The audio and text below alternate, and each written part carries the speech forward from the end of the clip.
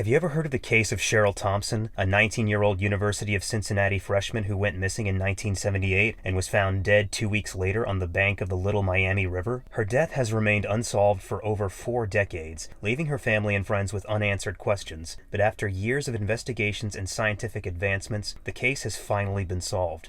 In this video, we'll take a closer look at the most disturbing case of Cheryl Thompson and how detectives finally cracked the case, putting an end to years of uncertainty and pain. Stay tuned to find out who was behind Cheryl's death and how detectives solved the mystery. Cheryl was described as a smart, kind-hearted, and fun-loving teenager who cared deeply about animals and people. She had a cheerful nature that made people easily warm up to her, and she was everyone's best friend.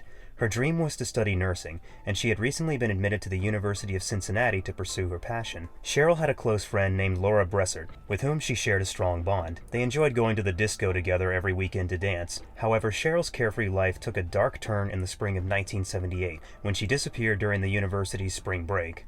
Her family and friends were left devastated by her sudden disappearance, and they searched tirelessly for any clues that could lead to her whereabouts. 2 weeks later, Cheryl's body was discovered on the bank of the Little Miami River, leaving everyone to wonder what had happened to her. The case remains unsolved, and the cause of Cheryl's death is still a mystery. Despite numerous investigations over the years, no one has been able to uncover the truth about what happened to her that fateful night.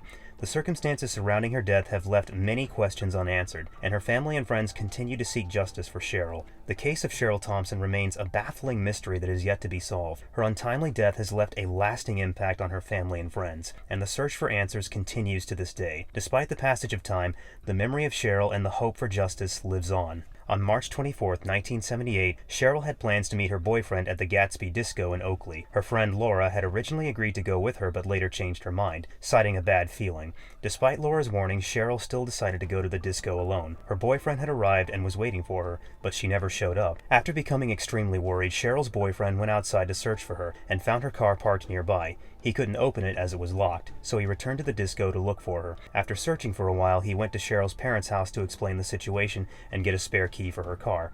He moved the car to a legal parking space before continuing his search, but found no sign of her. Cheryl's disappearance quickly became news, and authorities began searching for her. Her car was found the next day on Bach Street, several blocks from the disco. The police went door to door to ask for any information but found no leads. Cheryl's disappearance was a mystery, as there were no indications of foul play or any sign of her whereabouts. It was as if she had vanished into thin air.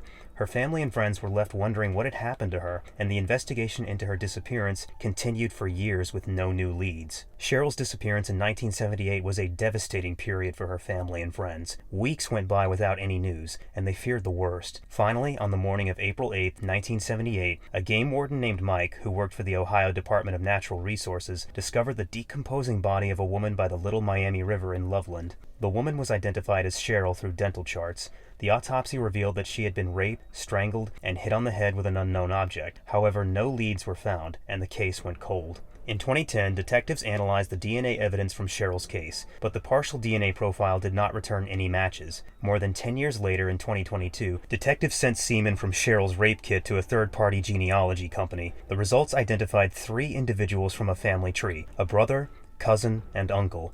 But none of their DNA matched the unknown person who had raped and killed Cheryl. However, they revealed that they had a brother named Ralph Howell, who died in a car accident back in 1985. Cheryl's family and friends had been holding out hope that her killer would be brought to justice. While the news that the 3 individuals were not responsible for her death was disappointing, it was still a breakthrough in the investigation. The fact that they were willing to cooperate with authorities and provide information was commendable. Detectives now had a new lead to pursue and hoped that with modern technology, they would finally be able to identify and apprehend Cheryl's killer. Detectives investigating the murder of Cheryl Thompson in 1978 received a breakthrough when they discovered a DNA match between Cheryl's body and the jawbone of Ralph Birchfield, a newspaper delivery man who had died in 2006. Ralph's criminal history, including a failed abduction attempt in 1983, revealed him as a potential suspect in Cheryl's murder and the deaths of 3 other women between 1976 and 1978. To confirm their suspicions, detectives exhumed Ralph's body from the Rest Haven Memorial Park in Evandale and sent his jawbone for forensic analysis. justice. The results showed that the DNA recovered from Cheryl's body matched that of Ralph's jawbone, finally solving the case after more than 4 decades. Retired Detective Steve Moster praised the role of science in helping solve the case,